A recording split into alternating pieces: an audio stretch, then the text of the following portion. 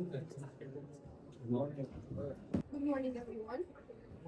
Thank you for joining our audit meeting. My name is Miss Lilian. My ID is 19319. Can you introduce yourself? Well, my full name is John Kennedy and my ID is 15977. My name is Mr. Gray. My ID is 16620. My name is Alton Lincoln.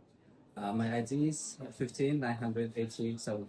Thank you, everyone. I'll be chairing today's meeting. We are here to discuss three main issues involving the audit of Riverside Consulting. We will discuss threats and its independence, key audit risks, and our audit responses. Mr. Abraham, could you briefly remind the team who Riverside is and what has changed this year? Of course, since winner, the Riverside Consulting is a medium-sized advisory firm, and we have audited this company for the 6th year. And also this year, despite the modest revenue growth, the company faced serious cash flow pressure due to late client payments. As a result, the cash balance decreased significantly, and also trade payables increased in the year. Well, I want to add one more thing as well. The control inside of Riverside was very weak in that year, and the financial manager joined the middle of the year. And so, as there are also the manual journal entries which has been reported before the deadline, and so it affected to the payables, also accruals and professional fees, and there was not also internal audit team, and which was the overall the controls was informed. Well, there's one more thing worth mentioning. So, in our audit planning discussion, company management executives expressed their concern that extensive audit work in their trade payables, accruals, and cash could raise the unnecessary questions with lenders and their suppliers. So they've asked us to keep audits consistent and efficient with the previous years, but we should discuss our response as it impacts our independence. Thank you all. That's a clear and concerning picture. Let's move straight to independence and ethics. Mr. Abraham, you've done the initial assessment. Could you please take us through it? Thank you, Ms. Wheeler. Under the ISBA Code of Ethics, we must assess the streets of independence and apply safeguards when necessary. There are the three keys that we need to be identified. So first one is the familiarity street. We have covered Riverside company for the 6 years, likely with the same engagement partner, both of the ISBA code and ICPM 1 highlights long association and the risk because we can professionals skepticism and reduce the level of the challenge applied to management. So, To raise the self-interest threat, and I think this is the most serious one. And the planning files say that the Riverside is our very the best plan. So it could bring so many benefits to our company. And our ISBA both the self-interest is when our financial interest affects to our judgment. And in this case, we could close our eyes in harder areas, and which is not okay in our situation. I agree that needs to be escalated. What's the safeguard here, Mr. Kennedy? Our judgment partner must tell the ethics department about this conflict, and our team mustn't prepare how our is or not. And nobody thinks that our team should feel pressure to do less work because of future advisory income. And the next statement is our audit scope must follow risk, not the Well, there's also intimidation threat that I've already mentioned earlier. Management directly have told us that they don't want us to do extensive audit work in their payables, accruals, and cash, but that's blindly constraining the audit scope to us. we have audited Riverside company for the 6 years, and because it is the same partner. So, a long association can reduce the professional skepticism and level of management. Good point. What safeguard most for that? The most effective safeguard is the partner rotation. If we are close to mandatory, we need to rotate immediately. At medium, we should implement the engagement quality control review. Okay, thank you.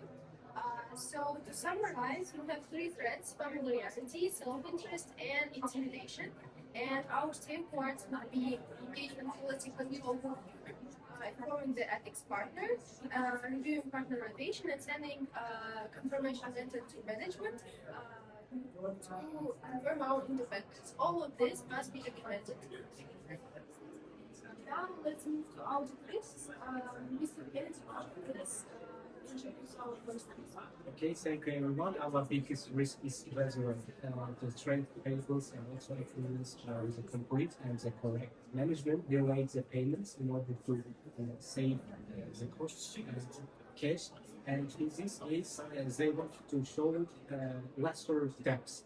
And the supplier reconciliation were done late and not reviewed properly. And manual journals were made right before the year end, and it's directly affected to the members. Well, under IAS 37 and IAS 1, all debts that exist at year end must be recorded, and if liabilities are low, it means that as a profit looks like higher and debts looks like lower in this case.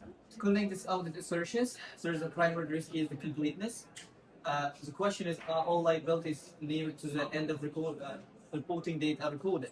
And we have got also accuracy and cut-off risks too, given the fact that manual adjustments as they near to the reporting date are made.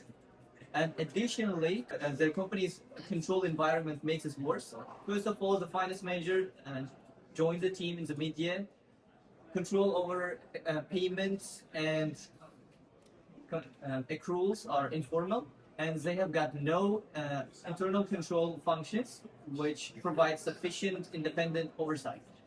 Under ISA 615, combination of this pressure of the managers, weak control, and also the late adjustments lately, it is classified as a high risk, so need enhanced audit procedure. Good. Let's keep moving. What's our second risk? Second risk is about the professional fees accruals, as was around complete and correct. Riverside paid very big fees to the IT upgrades and legal works and also the strategy advices. And many the invoices hadn't arrived by year end, and management estimated how much they spent and all accruals, but there is almost no evidence to support this. And in this case, we cannot verify their statement. There is a classification risk under IS 38, cost and system development may need to be capitalized.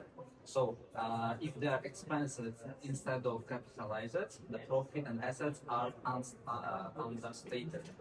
If they are capitalized incorrectly, assets will be overstated.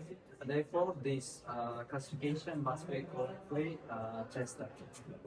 That's an important point, Mr. Abraham. So our second risk affects the income statement, especially professional fees, and also the statement of financial position, if any cost should be capitalized. Okay, Mr. Gray, can you please move to risk 3?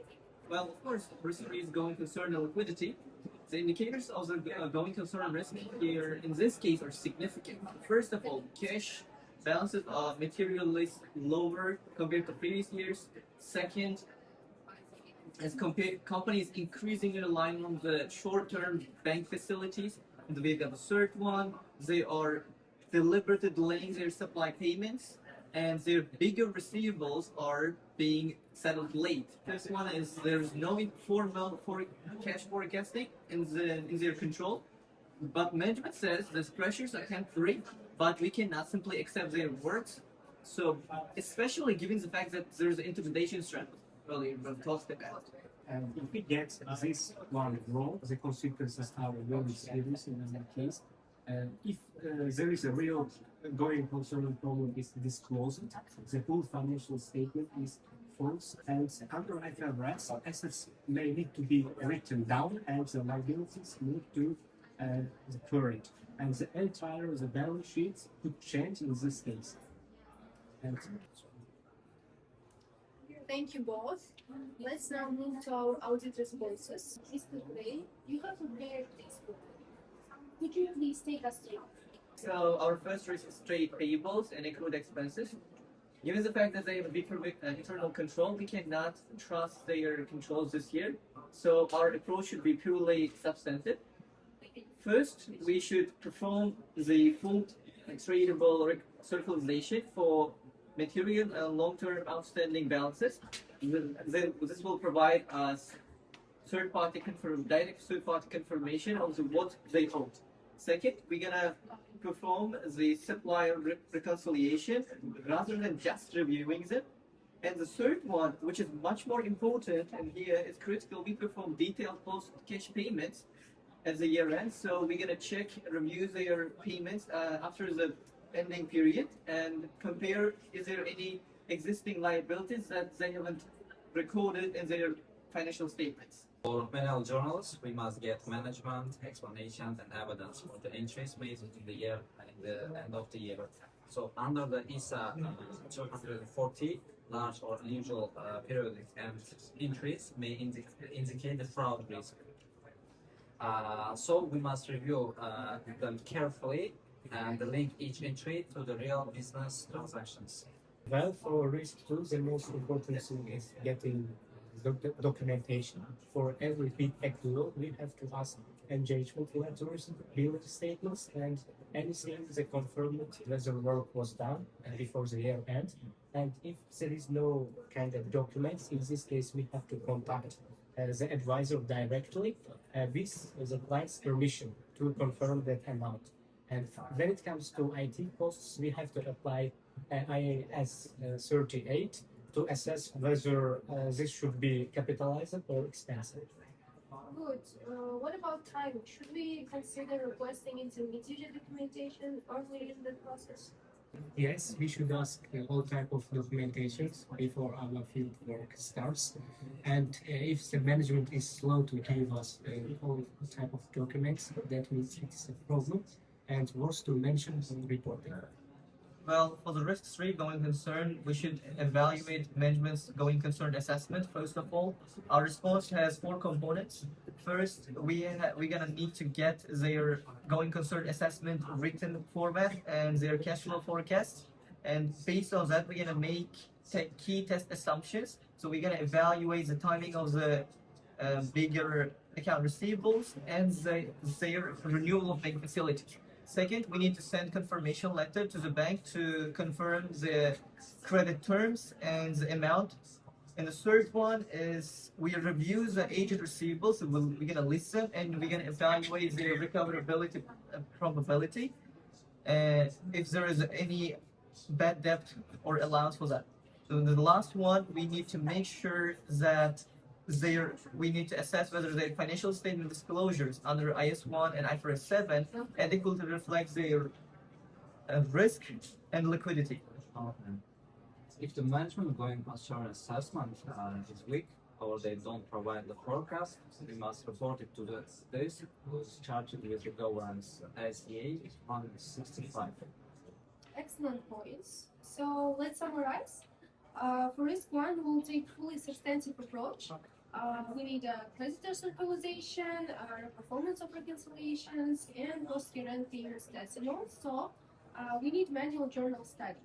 For risk two, we will need to request reporting documentations for all approvals and direct advisor confirmation.